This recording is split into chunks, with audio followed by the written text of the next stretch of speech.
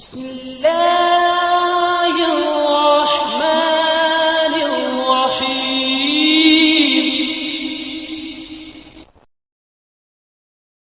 شیس کا مطلب ہے اللہ کا دیا ہوا تحفہ۔ آدم علیہ السلام نے ان کا یہ نام اس لیے رکھا تھا کہ حابیل کے قتل ہو جانے کے بعد اللہ نے انہیں شیس عطا فرمایا۔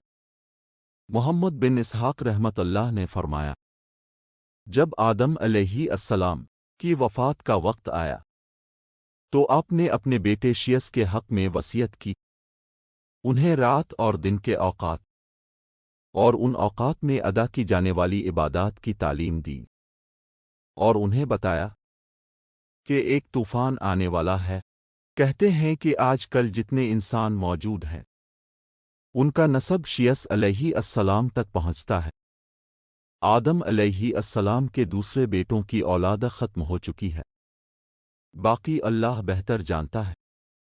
جب آدم علیہ السلام فوت ہوئے، اس دن جمعہ تھا، فرشتے اللہ کے پاس سے جنت کی خوشبو اور جنت کا کفن لے کر آئے اور ان کے بیٹے اور خلیفہ شیس علیہ السلام سے تعزیت کی۔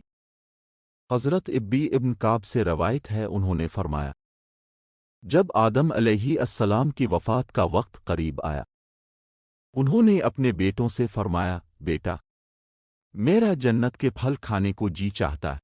وہ تلاش کے لیے نکل کھڑے ہوئے، انہیں سامنے سے فرشتے آتے ملے جن کے پاس آدم علیہ السلام کا کفن اور خوشبو تھی، اور ان کے پاس کلہاڑے، کسیاں اور ٹوکریاں بھی تھیں۔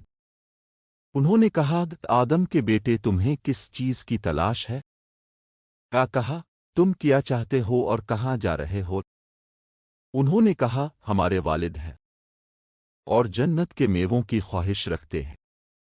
فرشتوں نے کہا، واپس چلے جاؤ، تمہارے والد تو فوت ہونے والے ہیں۔ فرشتوں نے ان کی روح قبض کی، غسل دیا، کفن پہنایا، خوشبو لگائی، آپ کی قبر کھودی اور لحد تیار کی۔ پھر انہوں نے آدم علیہ السلام کی نماز جنازہ ادا کی، پھر انہیں قبر میں رکھ کر اوپر سے مٹی ڈال دی۔ پھر انہوں نے کہا، آدم کے بیٹوں، تمہارے لیے یہی طریقہ ہے۔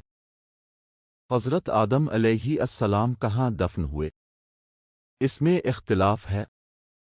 مشہور ہے کہ انہیں ہندوستان کے پاس سری لنکا میں اس پہاڑ کے قریب دفن کیا گیا جہاں انہیں جنت سے اتارا گیا تھا۔